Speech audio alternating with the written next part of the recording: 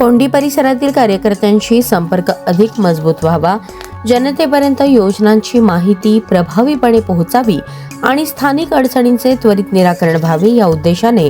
भाजप संपर्क कार्यालय कोंडी येथील नूतन कार्यालयाचे उद्घाटन आमदार विजयकुमार देशमुख यांच्या हस्ते करण्यात आले। यावेळी भाजप चिटणीस गणेश भोसले, ग्रामसेवक कांबळे, सरपंच सुहासिनी निंबाळकर, उपसरपंच शिवाजी निळ, सदाशिव गायकवाड, कैलास भोसले, धनाजी भोसले, ज्ञानेश्वर मोसरे, मधुकर पाटील, लक्ष्मण साबळे,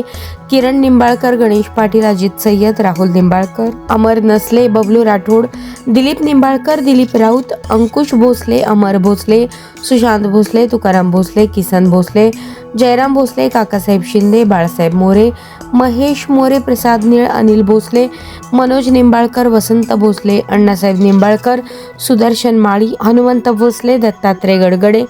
दत्तात्रय भोसले, नवनाथ जाधव